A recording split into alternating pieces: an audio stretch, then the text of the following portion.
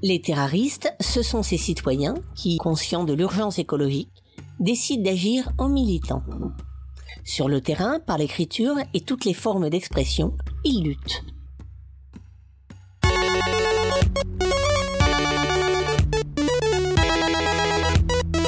Bonjour, vous écoutez dans Quelle étagère, le podcast du vivant qui met en valeur les acteurs d'un monde en transition. Je suis Isabelle Vauconsant, journaliste, et je vous propose une information alternative qui prend son temps, cohérente, fondée et rigoureuse, engagée et ouverte sur des solutions concrètes. Je tends mon micro pour vous parce que ça craint pour la planète. On y va ?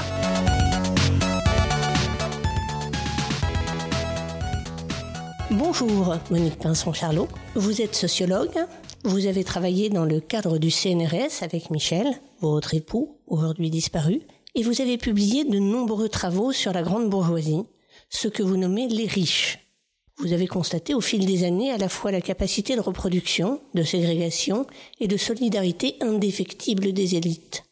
Aujourd'hui, nous nous rencontrons pour évoquer votre dernier livre, Les riches contre la planète, sous-titré « Violence oligarchique et chaos climatique », dans lequel l'évidence de l'incompatibilité entre capitalisme et écologie est manifeste. Pour commencer, Monique Pinson-Charlot, pouvez-vous me dire de quand date votre prise de conscience écologique ? Elle a à la fois toujours été là, mais disons que au fur et à mesure que il y avait un réchauffement climatique, puis un dérèglement climatique, et aujourd'hui on peut même parler d'un chaos climatique, évidemment ma conscience s'est éveillée de plus en plus sur ce sujet. Et donc je me suis mise à documenter toute seule. On faisait d'autres livres ensemble avec Michel. Et puis moi, comme je suis lozérienne d'origine, j'ai donc grandi dans la nature, à la proximité des forêts, des animaux, des agriculteurs. Donc j'ai toujours été très sensible à ce rapport entre les êtres humains, la nature et les animaux. Mais je dirais que ça s'est vraiment aggravé à partir des années, je dirais 2010. Et là, je me suis mise à écrire chaque jour, faire des petits résumés d'articles de journaux, de livres que je pouvais lire. Pendant toute la maladie de Michel, j'ai poursuivi ce travail, si bien que j'ai calculé que j'avais plus d'1 million de signes et espaces sur mon ordinateur. Et justement, la difficulté que j'ai eue pour écrire ce livre, parce qu'entre-temps, évidemment, la montée de la conscience du dérèglement climatique a donné naissance à de nombreux ouvrages, de nombreuses réunions, de nombreux échanges, tous aussi passionnants les uns que les autres. Et du coup, je me suis dit, mais je voudrais absolument écrire à partir des causes du dérèglement climatique. Tu es spécialiste, avec ton cher mari, de l'oligarchie, des capitalistes qui détiennent des titres de propriété qui leur permettent d'exploiter toutes les formes du vivant. Et j'arrivais pas à faire de plan, j'arrivais pas à m'en sortir. Et puis j'ai eu cette idée, tu le dis dans l'introduction, tu dis que t'es pas arrivé à faire un plan parce que c'est trop fort, c'est trop compliqué. Et du coup j'ai fait cette proposition de construire un puzzle avec des pièces que l'on peut lire dans n'importe quel sens. Chaque pièce est construite de la même façon. Et du coup, on comprend à propos d'un objet, par exemple la A69, comment l'oligarchie a-t-elle pu artificialiser détruire 300 hectares de terres agricoles pour construire cette autoroute, abattre 200 arbres, à un moment où le dérèglement climatique est très, très avancé. Dès le début du livre, vous dites Capitalocène que vous préférez à l'Anthropocène. Pouvez-vous me dire pourquoi ? Alors, donc je dirais, c'est pas que je le préfère, c'est qu'il s'impose. Il s'impose, ça n'est pas un choix. En tout cas, c'est le résultat d'un travail de chercheuse en sociologie. Nous, si vous voulez, sociologues, notre boulot, c'est vraiment de toujours chercher ce qui est caché. Et quand on travaille sur l'oligarchie, sur la classe dominante, sur cette classe qui détient tous les titres de propriété qui leur permettent d'exploiter toutes les formes du vivant avec le système capitaliste, on est très attentif aux mots que l'on emploie et aux mots que l'on cherche. Il ne faut pas se tromper de vocabulaire pour bien exprimer sa colère. Et surtout quand on travaille sur les milliardaires. pour vous et les auditrices et auditeurs de votre podcast, je vais donner, j'en donnerai pas beaucoup de chiffres pour pas vous tétaniser et tout ça, mais celui-là qui est dans la source, c'est World Inequality de 1922, à l'échelle de la planète. C'est très important puisque la classe des capitalistes est aujourd'hui mondialisée, le chaos climatique est mondialisé, donc c'est très intéressant que je vous donne les premiers chiffres pour l'échelle de la planète. Donc vous avez 50% de la partie la plus pauvre de l'humanité qui émet chaque année 1,6 tonnes de CO2 par an et par personne en moyenne, 50% les plus pauvres, et contribue à 12,8% des émissions de gaz à effet de serre sur la planète en un an. Maintenant, si on passe aux classes moyennes, 40%, toujours de la planète, 40%, elles émettent par personne et par an en moyenne 6,6 tonnes de CO2, ce qui représente 40% des émissions de gaz à effet de serre sur la planète. Et enfin, là je vous sens toute frétillante parce que vous vous dites « et qu'est-ce qu'elle va me dire avec les riches ?» Et les 10% les plus riches, eux, ils émettent 36 tonnes de CO2 en moyenne par personne et par an, et ça représente 47,6% des émissions de gaz à effet de serre sur la planète par an. Et si je vais encore un peu plus loin pour penser aux ultra-riches, les 770 000 milliardaires les plus riches de la planète, eux, tenez-vous bien, ils émettent par personne et par an 2531 tonnes de CO2 chaque année. Donc, comment peut-on contester le terme de capitalocène? Il s'impose à nous. Est-ce que ces gens qui émettent tant de CO2, est-ce qu'ils font ça à titre personnel ou est-ce qu'ils font ça en comptant leurs entreprises? On compte tous les investissements, même financiers, enfin dans les entreprises polluantes, absolument. C'est pas seulement la consommation de jets privés, de yachts, de limousines, de piscines, de golf, de terrains de polo. Non, c'est bien l'ensemble. L'ensemble, y compris effectivement les usines sidérurgiques dont ils sont actionnaires. Exactement. D'accord. Vous parlez donc de violence oligarchique. On voit poindre la violence oligarchique à travers les tonnes de CO2, elle s'exprime autrement. Ah bien sûr, de toute façon, elle est consubstantielle, cette violence, à cette classe-là, qui, de manière séculaire, s'approprie les titres de propriété au sein de dynasties familiales de la noblesse ou de la grande bourgeoisie, et si vous voulez, de génération en génération, de quartier de noblesse en quartier de noblesse, de quartier de bourgeoisie en quartier de bourgeoisie, les titres de propriété se transmettent et ne ruissellent jamais, de sorte qu'il y a véritablement un accaparement des titres de propriété qui permettent de mettre à mal toutes les formes du vivant, que ce soit les animaux, les humains et les non-humains, et de faire des profits, quoi qu'il en coûte, à l'avenir de la planète. La question qui revient chez les détracteurs de ce type d'analyse, c'est mais qu'est-ce que c'est qu'un riche? Qu'est-ce que c'est qu'un riche qui lise les dizaines de livres que Michel et moi nous avons écrits et qui montrent qu'en effet la définition est très difficile. Et je pense que vraiment le travail que j'ai fait avec Michel est assez unique en son genre. Bien sûr, il est très inspiré du travail de Bourdieu, mais Bourdieu c'était un travail théorique de grande puissance. Et puis nous on a fait pendant 30 ans, 40 ans maintenant, un travail ethnologique, anthropologique, sociologique, qui utilise l'histoire, la géographie, la science politique, enfin bref, toutes les sciences sociales sont mobilisées dans notre entreprise pour analyser une classe sociale au sommet des richesses et des pouvoirs, de génération en génération, ça c'est très important. Et donc, qu'est-ce que c'est qu'être riche? La richesse, elle est composée de 4 formes de richesse.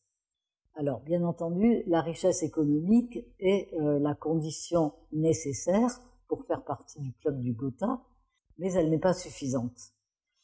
Il faut de la richesse sociale, ce qu'on appelle le capital social, c'est-à-dire qu'on ne peut pas longtemps rester riche tout seul, on doit jouer le jeu de la solidarité de classe.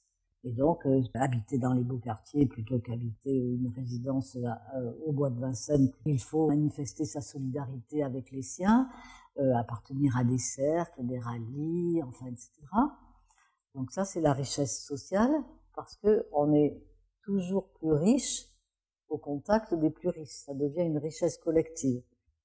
Richesse économique, richesse sociale, richesse culturelle. On est dans le monde des collectionneurs d'art, on est dans le monde des grandes écoles, des propriétaires de sociétés de vente aux enchères, le monde de la culture, d'une certaine culture, une culture savante, le monde de la bibliophilie, voilà. Et enfin, la quatrième forme de richesse, c'est la richesse symbolique, c'est cette forme de richesse qui, toujours selon Pierre Bourdieu, vient symboliser les trois autres formes de richesse. En fait, symbolisé en une seule forme de richesse. Nous n'avons pas une accumulation de 4 formes de richesse, nous avons un enchevêtrement. Un enchevêtrement qui est tellement fort, tellement puissant, que c'est pour ça qu'il n'y a pas de seuil de richesse qui soit défini par les statisticiens de l'INSEE ou par les sociologues. Parce que la vraie richesse, c'est cet enchevêtrement, et ça forme un tout. D'une part, et d'autre part, la deuxième raison pour laquelle il n'y a pas de seuil de richesse en France, c'est parce que nous avons là affaire à une classe extrêmement hétérogène. Et l'hétérogénéité se manifeste particulièrement pour la première forme de richesse, la richesse économique. Je donne un exemple. Dans le dernier palmarès de Challenge, qui est paru donc en juillet 2024, il y avait dans la fortune de Bernard Arnault, la première fortune de France, 860 fois la 500e fortune. C'était les habits Morgan, Madame Morgan, enfin 500e fortune, 860 fois. Il n'y a pas de dispersion de 860 fois, ni dans les classes moyennes, ni dans les classes populaires. Donc cette hétérogénéité est intéressante parce que ça montre que c'est une classe sociale que l'on ne peut pas réduire à simplement une description de certaines familles. Voilà, c'est un ensemble hétérogène, mais qui est complètement mobilisé dans la défense de ses intérêts de classe. Et c'est ça qui fait sa force.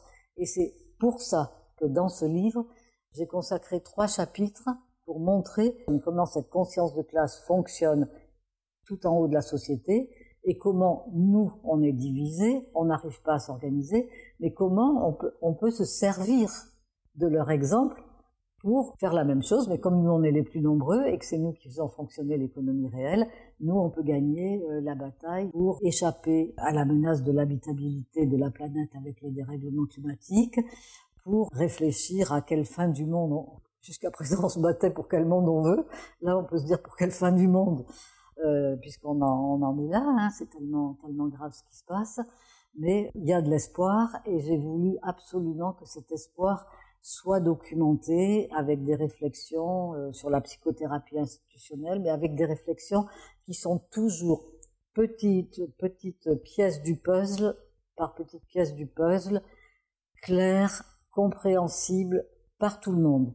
Parce que mon objectif, c'est aussi que tout un chacun se saisisse de ce travail de dingue que j'ai fait pour faire la même chose. C'est-à-dire, on prend le principe de ce livre, on habite tel endroit, il y a tel problème qui se passe, hop, on écrit, on recherche avec les différents instruments que je donne en exemple, tous les instruments qui vont permettre de comprendre véritablement les liens de ce problème avec l'oligarchie locale et l'oligarchie nationale et l'oligarchie mondiale. Et du coup, c'est un éveil des consciences, c'est un partage de la déconstruction de l'idéologie néolibérale avec la reconstruction finalement d'une perspective post-capitaliste qui en même temps est une recréation du sens de notre vie sur cette terre. Alors justement, au sujet du sens de notre vie, vous dites que le marché a remplacé Dieu et que la main invisible du marché a remplacé l'Immaculée Conception.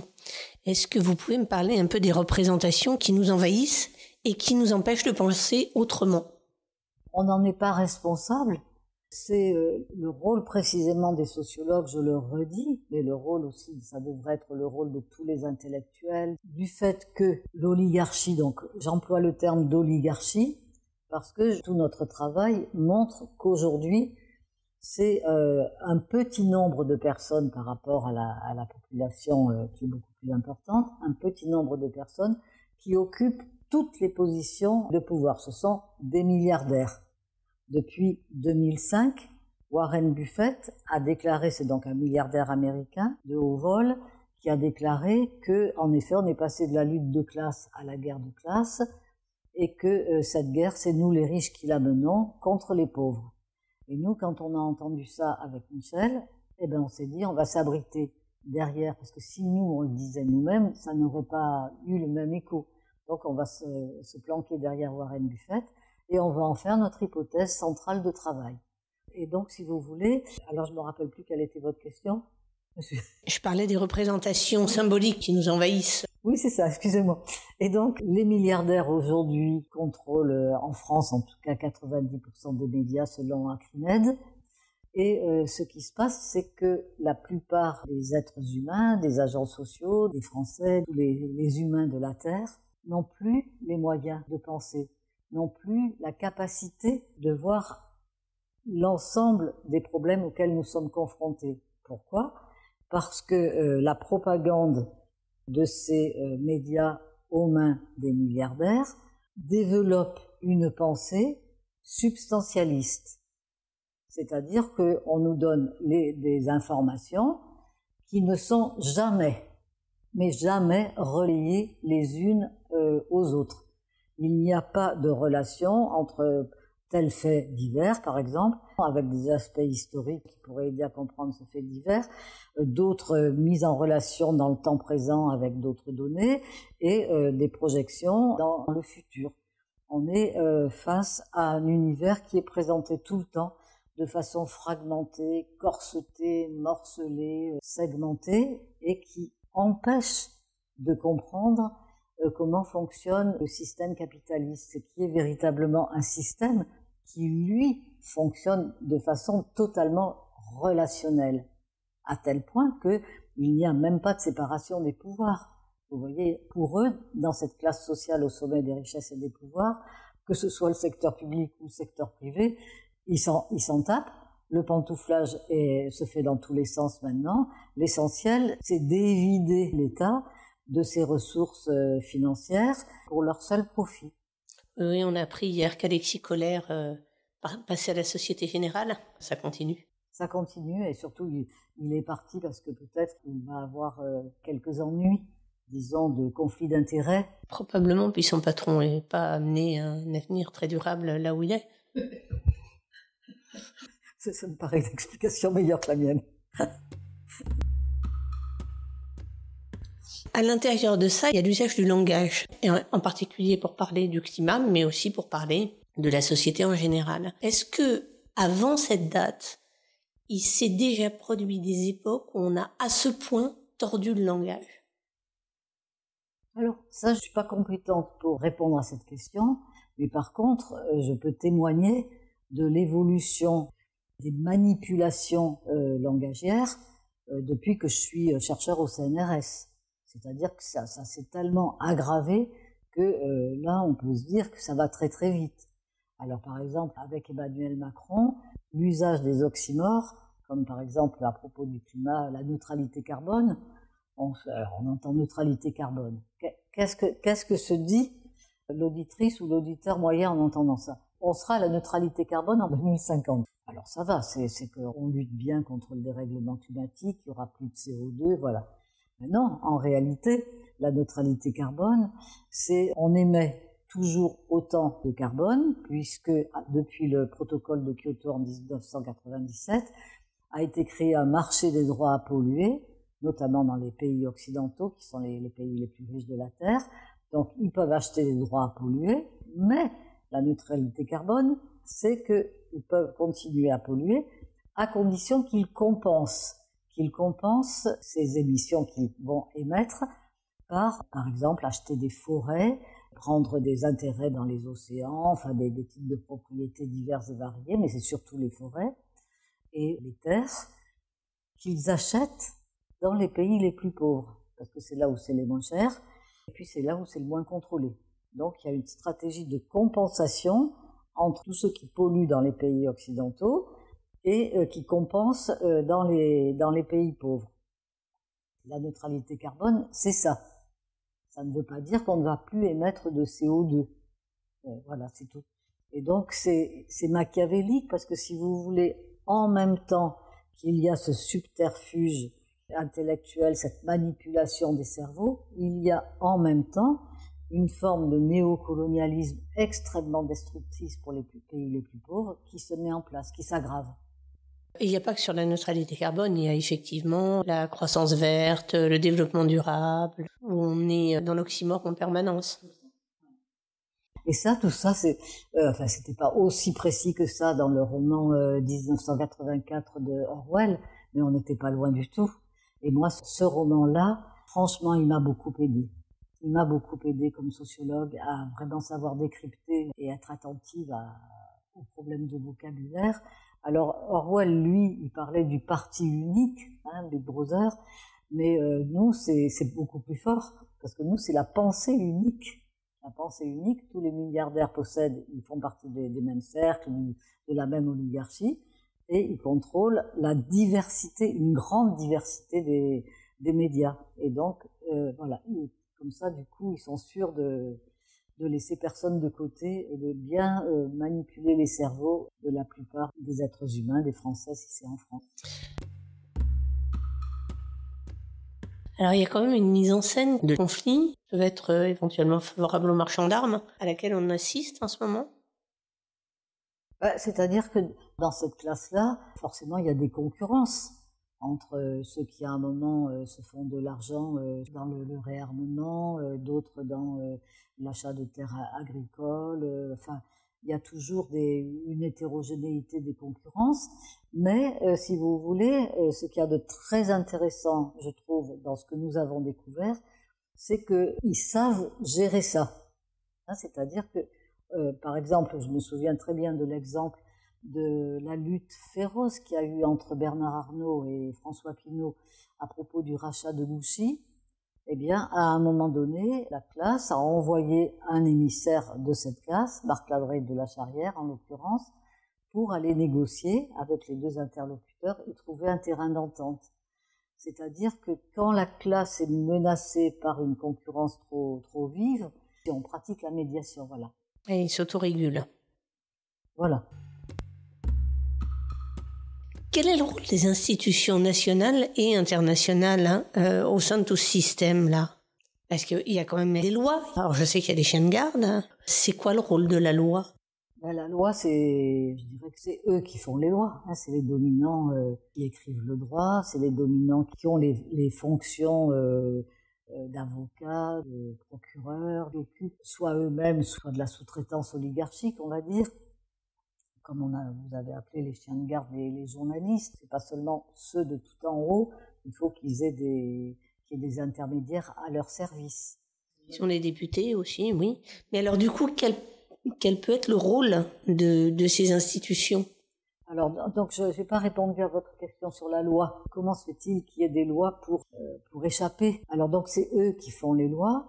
Ils ont toujours, ça c'est quelque chose d'extraordinaire qu'on a vécu Michel et moi, mais pour ça il fallait vraiment partager du temps avec eux. Il n'y a que comme ça qu'on a vraiment pu comprendre leur niveau de mobilisation et comment ils avaient toujours des longueurs d'avance sur nous. Nous, on est là, on est beaucoup de journalistes, d'intellectuels, de syndicalistes, enfin toutes sortes de gens qui sont mobilisés. Et plus on en sait, ils sont au courant de tout, plus ils opacifient leur domination. Et en tout cas, ils prévoient toujours.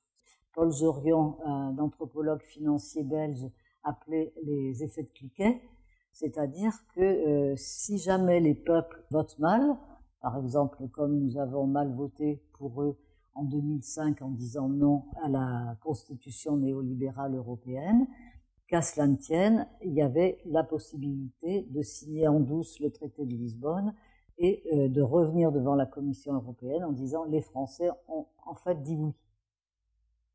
Les effets de cliquet. Alors par exemple là, qu'est-ce que j'ai remarqué comme effet de cliquet dans le livre? Par exemple pour la A69, les 53 kilomètres d'autoroute ont été accordés à une société Atosca qui a la concession de cette autoroute si jamais elle va jusqu'au bout du chantier, ce qui n'est pas le cas actuellement. Elle a 55 ans de concession, mais on a découvert un petit effet de cliquet qui fait que même si ça marche pas, de toute façon, c'est pas le public qui pourra récupérer cette autoroute. Ça ne pourra pas revenir au public.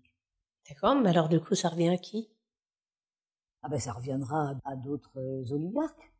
C'est comme le 49.3, si vous voulez. Il prévoit toujours des solutions de secours. Si je donne donc un exemple précis, Jean-Claude Juncker, qui était président de la Commission européenne à ce moment-là, quand il a déclaré avec la victoire en 2015 de Syriza de la Grèce, il a bien expliqué qu'il n'y avait pas de démocratie face au traité européen. Voilà, c'est clair. Le monde tel qu'il tourne n'a pas l'air d'être très favorable à ce qu'il y ait une démocratie en face de quoi que ce soit. Non, et puis on n'est qu'au début d'un processus qui s'annonce vouloir s'accélérer à notre défaveur et à la faveur des milliardaires.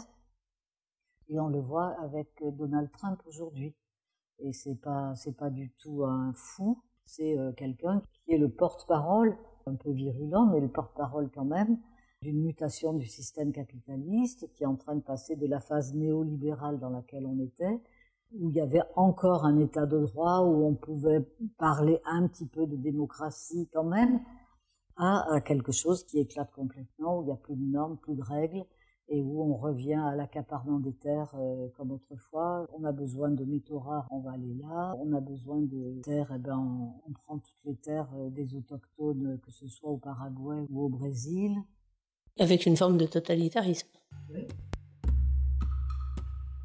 Puisqu'on parle de Donald Trump, il y a quand même un truc qui m'a semblé énorme, c'est l'attaque de la science. Est-ce qu'il y a que là, ou est-ce que c'est plus vaste que les États-Unis? Ah non, c'est plus vaste. D'abord, rien que c'est gentil de me poser cette question parce que franchement, c'est comme je suis scientifique, bien sûr, la science est très présente dans ce livre. Alors de manière positive, par exemple, je consacre un petit chapitre sur la désobéissance civile des chercheurs en France. C'est pas très peu relayé, voire pas du tout par les médias dominants. Et par exemple, moi, j'ai été scotché au plateau. Je me souviens toujours de ce jour-là. Je crois que c'est le 20 février 2020. Donc on est près du confinement. Enfin bref, ma vie était en tout cas pas chouette. Et je lis une tribune dans Le Monde signée par 900 chercheurs liés au dérèglement climatique qui disent « L'avenir est très sombre, nous ne pouvons plus être complices de cela. Chercheurs, sortez de vos laboratoires. » Et ça va plus loin. Investissez les associations de désobéissance civile. Ils citent Alternativa, ils citent Extinction Rebellion, voilà. Et puis, aujourd'hui, ils sont 1900 dans le sous-groupe d'Extinction Rebellion, Scientifique Rébellion. Donc la bonne science, les chercheurs sont en colère contre le fait que les dominants utilisent la science, pas pour la bonne cause. Et alors, il y a par exemple pendant le confinement, il y a eu des scientifiques qui ont travaillé dans un conseil scientifique auprès d'Emmanuel Macron, mais qui étaient placés sous le secret défense. Vous avez des scientifiques qui acceptent, alors qu'ils sont en conflit d'intérêts avec, par exemple, des grandes multinationales comme Monsanto, et qui ne le déclarent pas. En tout cas, moi, je l'ai bien mise au cœur du livre, parce que j'ai été toujours très influencée par les chroniques de Stéphane Foucard dans Le Monde. Parce que c'est vraiment ça, lui, ce qu'il fait. Il relie tout le temps les problèmes du climat à la science. Il est souvent cité parce que franchement, il fait un travail très approfondi, il a de très bonnes sources et il est très clair dans ses arguments, très franc, quand il est capable d'écrire que le chlordécone aux Antilles, ça n'est pas un accident, c'est un crime hors norme. Voilà. On voit bien qu'aujourd'hui, il y a une criminalisation de toute cette désobéissance qui est absolument épouvantable. Même pour moi, la seule solution, c'est le partage, l'union dans la diversité. J'ai bien compris que de toute façon, on ne pourrait jamais être tous d'accord, que c'est impensable, parce qu'on est très nombreux, on est investi dans des secteurs de l'activité économique et sociale tout à fait divers. Par quel miracle on arriverait à tous être d'accord? Donc je pense qu'il faut plusieurs choses. Je dirais en premier, il faut accepter les différences avec l'autre. Personne n'est supérieur aux autres. Savoir aussi, même quand on est engagé, qu'on est militant engagé, ça vous dédouane pas de l'introspection psychique. Donc il faut travailler soi-même sur soi-même pour que les valeurs que l'on porte soient toujours en cohérence avec les engagements et les ambitions et les choses qu'on veut faire. Je suis vraiment une fervente de la psychothérapie institutionnelle. C'est-à-dire, je pense qu'il faut s'inspirer de tout ce qui s'est passé avec le psychiatre Toscaïès en Lozère, Lucien Bonafé, à la suite évidemment Félix Guattari, Michel Foucault, tous ceux qui ont réfléchi à la psychothérapie institutionnelle, c'est-à-dire que les institutions, que ce soit l'Église, que ce soit tel parti politique, tel cercle, telle association et tout ça, peut toujours être une forme de contrôle, d'enfermement. Et donc, si tout le temps on réfléchit à ce que l'on est en train de faire au sein de telle ou telle institution et qu'on préconise, par exemple, plutôt l'autogestion, que les responsabilités circulent, il n'y a pas un qui est le chef à vie, par exemple, faire carrière en politique. Quand on est quelqu'un de gauche, ça paraît bizarre. Comment est-il possible, par exemple, que les partis politiques ne se battent pas pour la reconnaissance du vote blanc dans les suffrages exprimés? Voilà, là, ça sera quelque chose d'extraordinaire si on arrivait à faire ça, parce que ça casserait l'agenda électoral du néolibéralisme. Mais non, il n'y a jamais de combat là-dessus. Donc, si vous voulez, et voilà, il y a des changements à opérer, mais nous ne gagnerons cette ultime bataille pour sauver l'habitabilité de la planète que dans le fonctionnement suivant.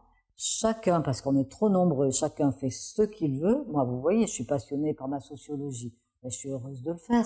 Chacun fait donc ce qu'il veut. Il y en a d'autres qui sont passionnés dans le vin, d'autres qui sont passionnés par l'agriculture, le journalisme. Dans votre cas, chacun a été construit avec un habitus qu'on ne peut pas remettre en question. Il est là, mais il est là pour le meilleur de soi-même et des autres. Et puis, on crée des instances de coordination, du social institué, comme disait Pierre Bourdieu, à tous les niveaux pour que, au final, il y ait une conscience de classe qui nous unisse, qu'on ait des intérêts de classe communs pour sauver la planète. Le rôle de l'éducation, non. Le rôle de l'éducation est capital, mais nous avons montré de livre en livre à quel point l'école était une machine à reproduction de l'ordre social. Et là, il y a vraiment beaucoup de choses à faire pour faire en sorte que les membres des classes populaires aient accès à cette réflexion relationnelle, à pouvoir mettre en relation leur cerveau, leur corps, c'est-à-dire ce qui est vraiment spécifique, par exemple, des écoles de la grande bourgeoisie, c'est que le matin, on fait la transmission des savoirs pour réussir les examens. Et puis, l'après-midi est entièrement consacré au sport. Le travail sur le corps est très important. Bon, la coordination des luttes, ça semble être une évidence, mais on s'aperçoit dans la réalité que c'est difficile, qu'on est tous le résultat d'une éducation de la concurrence. Parce qu'on est dans un système capitaliste, donc du coup on nous a imposé les valeurs du capitalisme, de la concurrence et d'une concurrence qui doit aboutir à ce que massivement les membres des classes populaires restent dans leur classe, soient ouvriers, soient livreurs de pizza, à leur place, et puis que les gens des beaux quartiers soient dans les grandes écoles, mine de rien, sans qu'il y ait des barrières physiques, matérielles. Donc les barrières doivent être dans les têtes, doivent être au plus profond de ce que Bourdieu appelle l'habitus. Et donc c'est pour ça qu'il y a un rôle de tous les intellectuels, que ce soit les sociologues, les journalistes, les hommes politiques, tous les êtres humains engagés dans le syndicalisme et tout ça, pour, à partir du moment où on est en colère, on est en révolte contre les injustices, savoir aussi contester de manière qui ne reproduise pas l'ordre contre lequel on se bat. Dans le livre, vous consacrez un ou plusieurs chapitres d'ailleurs au cynisme, et en particulier sur le côté après moi le déluge, vous parlez Patagonie, Nouvelle-Zélande, c'est-à-dire que là encore, ils ont ouvert la porte pour s'enfuir. Oui, c'est ça. Oui, après moi le déluge, enfin, chez eux, c'est une philosophie de vie. Hein. C'est-à-dire que le séparatisme des riches, au début dans notre travail, on parlait plutôt de la ségrégation, de l'apartheid. Et puis, quand il y a eu la loi contre le séparatisme islamiste avec Emmanuel Macron, qu'on s'est amusé, Michel et moi, à enlever le terme islamiste, et il suffisait de mettre séparatisme des riches, tout fonctionnait. À part dans l'espace, communautarisme de naissance, enfin toujours entre eux. Donc le séparatisme des riches, il existe y compris dans la fabrication de leur classe sociale, c'est-à-dire comme c'est fondé sur le temps long des dynasties, ils sont dans le temps long du passé, le temps présent et puis l'avenir pour eux. Et donc ce séparatisme, il est de tous les instants, il est de tout. Le séparatisme est quand même très fort et très puissant, et donc c'est tout à fait normal qu'il se poursuive avec le dérèglement climatique dont ils sont la cause, mais dont ils ne veulent pas supporter les conséquences. Enfin, supporter, ils sont impactés eux aussi, bien sûr, mais disons qu'ils ont les moyens de fuir, et j'ai consacré effectivement toute la petite pièce numéro 6 du puzzle à ce qu'ils ont déjà fait, puisque maintenant ça commence à dater. Ils rachètent beaucoup de terres agricoles, alors à la fois pour la compensation pour leur droit à polluer, comme on l'a dit tout à l'heure, pour se donner une bonne conscience écologique aussi, mais aussi pour assurer leur avenir. Et ce qu'il y a de terrible, et là vous avez un film en ce moment qui est pas bien diffusé, mais qui est vraiment intéressant, qui s'appelle De la guerre froide à la guerre verte, par une femme paraguayenne, puisque ça se passe entre le Paraguay et le Brésil. Et là, justement, on voit à quel point les paysans, les autochtones, les travailleurs de la terre sont expulsés dans des conditions horribles, sont criminalisés, parce que j'ai pas répondu tout à l'heure à ce que vous avez dit. Et là, ce film est très fort de ce point de vue-là. Et j'avais jamais vu ça de ma vie, des images de champs sur des hectares et des hectares de colza pour des multinationales, et les autochtones n'ont plus de terre. Alors les autochtones n'ont plus de terre et les plus riches sont en train de s'y faire construire des maisons, c'est ça? Voilà, c'est ça, des bunkers, des refuges. Alors il y en a beaucoup en Patagonie, chilienne et argentine. Ils achètent beaucoup de terres en Nouvelle-Zélande. Alors maintenant c'est un peu freiné parce que la première ministre de la Nouvelle-Zélande a quand même mis un peu un haut là, parce que là ils étaient très nombreux à créer des refuges en Nouvelle-Zélande parce que c'était une ancienne colonie anglaise, et que du coup il y a beaucoup de descendants de ces colons qui sont encore là, et du coup ils se retrouvent un peu plus entre eux, ils peuvent parler anglais. Mark Zuckerberg, lui, il a racheté une île complète au large d'Hawaï, et il s'est fait construire un bunker et une ferme bio qui lui garantit 7 générations de petits Zuckerberg, 7 générations en alimentation biologique. Sous réserve que la montée des eaux n'excède pas la hauteur de son île. Bien sûr, mais tout est prévu, c'est-à-dire qu'il y a des systèmes de refuge sous terre, enfin, ouais. Mais alors par exemple, qu'est-ce que j'ai découvert? Je crois que c'est Bill Gates, entre tous ces milliardaires, je me mélange les pinceaux quelquefois, mais je crois que c'est Bill Gates qui est considéré comme le plus grand propriétaire agricole de la Terre. Voilà, ils prennent les devants, ils ont toujours des longueurs et des longueurs d'avance sur nous. Et puis, quand le malheur sera irréversible et arrivera, voilà, ils auront anticipé, toujours anticipé. Et nous, on on court toujours derrière. Plus on travaille sur la fraude fiscale, plus elle s'opacifie. Plus on travaille sur le suivi des jets privés, moins ils sont visibles. L'avion de Bernard qui était suivi donc par Instagram, voilà, du coup après il peut louer, il peut immatriculer son jet dans un paradis fiscal avec des sociétés écrans. Enfin, ils ont toujours des solutions de rechange pour disparaître des radars. Et donc, je pense que si on coordonnait toutes nos luttes, chacun fait ce qu'il veut, mais on coordonne par des institutions qui s'appellent je ne sais trop quoi. Donc, par exemple, pour les riches, dans le Bois de Boulogne, il y a 20 associations de défense du Bois de Boulogne, puisqu'ils estiment que c'est leur parc à eux. Et puis, il y en a une 21e, l'association de coordination des associations du Bois de Boulogne. Voilà.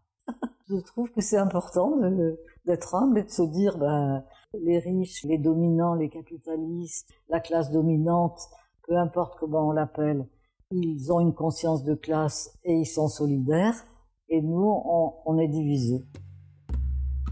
Ça veut dire que nous, les communs, on a intérêt à créer des communs et on a intérêt à travailler au plan local.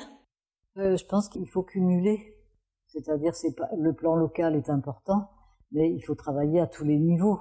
Ce qui est en train quand même de se faire pour donner une note d'optimisme par rapport... Je nous ai critiqués, hein, et c'est de bonne guerre. Je pense que c'est sain. Mais si vous voulez, je fais beaucoup de rencontres à travers la France. Et alors, j'ai pas fait de statistiques. Mais si vous voulez, on a l'impression qu'il y a plein de gens, alors plutôt issus des classes moyennes, intellectuelles, qui ont décidé de changer leur vie, de pas attendre l'apocalypse. C'est dès aujourd'hui, on change et ils créent des zones effectivement géographiques de solidarité et que c'est extraordinaire. Quand je vous ai parlé tout à l'heure de la psychothérapie institutionnelle, donc comme j'ai grandi à Mende, en Lozère, avec un père procureur de la République, qui était donc chargé par le préfet de la Lozère de veiller à ce que la nomination comme directeur de l'hôpital de Saint-Alban en 1940, à un moment où il y avait 1000 malades qui étaient tous sous contention parce qu'on ne pouvait pas arriver à gérer puisqu'il n'y avait pas le personnel qu'il fallait, et que ce professeur, ce psychiatre Toscaïès, qui lui-même avait combattu les forces armées de Franco, qui au moment de la défaite en 1936 s'enfuit en France et est mis dans une espèce de camp, on pourrait dire de concentration, tellement les conditions dans lesquelles il vivait avec ses congénères étaient épouvantables. Et lui, il a dit, moi je suis psychiatre, on va s'arranger pour créer des réseaux de solidarité entre nous et on va essayer de manger à notre faim, d'aider les villageois. Les villageois vont venir nous aider et il a créé quelque chose d'extraordinaire. Ça se passe dans le Gard. Et donc le préfet de Lozère, avant de cette histoire, et donc il demande à mon père, est-ce que la police et la gendarmerie sont d'accord, que je le nomme directeur de l'hôpital de Saint-Alban sur Limagnole. Et là, un miracle, c'était extraordinaire. Donc il fait sauter les murs, les malades sont libérés, les habitants acceptent de collaborer avec les malades pour se sauver de la famine, parce c'était vraiment très pauvre en Lozère à cette époque-là. Donc ils se mettent à cultiver, enfin bref, un système d'échange, c'est une histoire absolument superbe, tellement superbe que le professeur Toscaïès, il disait, je sais que je cherche à soigner les institutions, donc dans les institutions, il faut soigner les malades, il faut soigner les psychiatres, il faut soigner les médecins, il faut soigner la vie elle-même. Et du coup, il a fait toute la mise en relation des problèmes liés à la survie de toutes ces personnes avec l'apprentissage de l'expression de l'art. Alors c'est là qu'est né l'art brut. Dans cette Jean Dubuffet du coup est venu voir ce qui se passait. Et ça a été là. Paul Éluard s'est réfugié aussi là à Saint-Alban. Donc c'est possible. Et dans les rencontres, comme je vous le disais, franchement, je suis quelquefois, mais j'ai les larmes aux yeux quand je vois qu'il réalise le rêve de ma vie.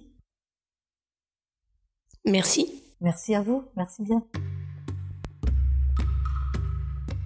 Merci d'avoir écouté Dans quelle étagère, le podcast du vivant. Retrouvez tous les épisodes en ligne sur toutes les bonnes plateformes sur la chaîne Terra Focus. Ces podcasts sont publiés sur Hortus Focus, le vivant d'abord.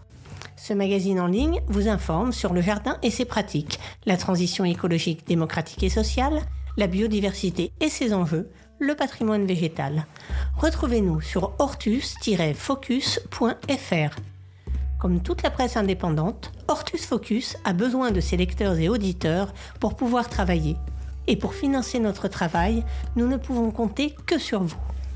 Déposez un don défiscalisable sur Helloasso, ça nous aidera beaucoup.